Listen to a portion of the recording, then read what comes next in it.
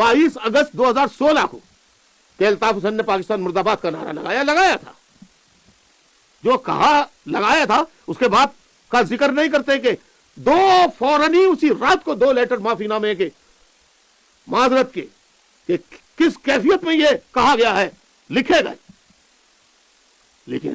نہیں, اسے تو بیس بنانا تھا, ایک بہانہ بنانا تھا. لیکن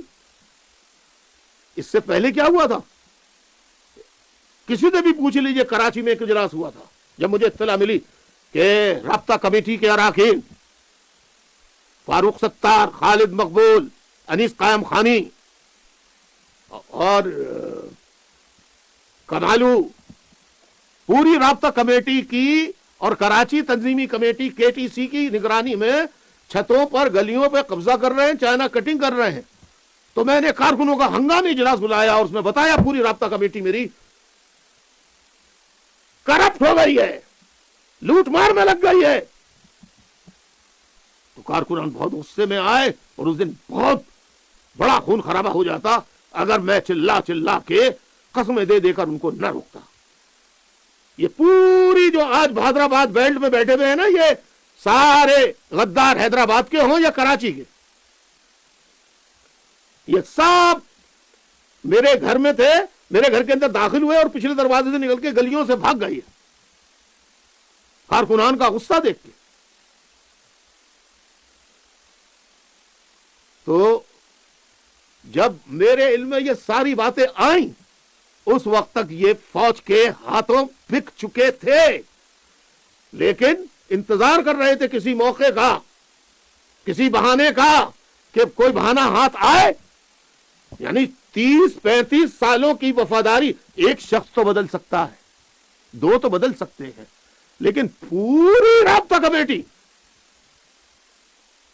تمام MNAs MPs ماں سوائے 1 2 3 کو چھوڑ کے وہ سب کے سب 22 کی رات تک وفادار رہے. رینجرز فاروق ستار سمیت سب کو گرفتار کر کے لے جائے اپنے ٹارچر سیلوں میں, وہاں لے جا کے وہ کیا کرتے ہیں کیا نہیں کرتے, کیونکہ ٹارچر تو کچھ بھی نہیں ہوا کیونکہ دوسرے دن تو سب صحیح سلامت تھے 23 کی صبح اور سب گھروں پہ تھے. رات بھر رکھا اور جو پہلے سے منصوبہ بندی تھی اس منصوبہ بندی کے مطابق مجھ سے فاروق ستار نے پریس کانفرنس کر کے, خالد مقبول نے اور یہ پوری رابطہ کمیٹی نے, MNAs MPs نے لا تعلقی کا اظہار کر دیا. تو میں جن کے خلاف ایکشن لیتا رہا, کرپشن, بدعنوانی, یہ وہ لوگ تھے جو چھوٹے چھوٹے مکانات میں رہتے تھے, کرائے کے مکانوں میں رہتے تھے, جن کے گھر, میں زیادہ بات نہیں کرنا چاہتا, اور سب کو معلوم ہے جتنے MNAs MPs یہ آج حیدرآباد میں یہ جو ارب پتی کھرب پتی ڈیفنس اور کلفٹن میں رہ رہے ہیں اور جن علاقوں کے رہ رہے ہیں, چاہے وہ حیدرآباد کے ہوں یا اندرون سندھ کے ہوں یا کراچی کے ہوں, ان میں سے کوئی بھی, اتنا کہوں گا, کوئی بھی اتنی مالی حیثیت کا نہیں تھا کہ وہ اپنی ذات, اپنے گھر, اپنے خاندان کی بنیاد پر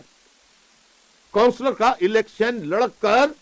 10 بینر بھی بنا سکتا. اتنی استطاعت بھی نہیں تھی ان میں کسی کے پاس.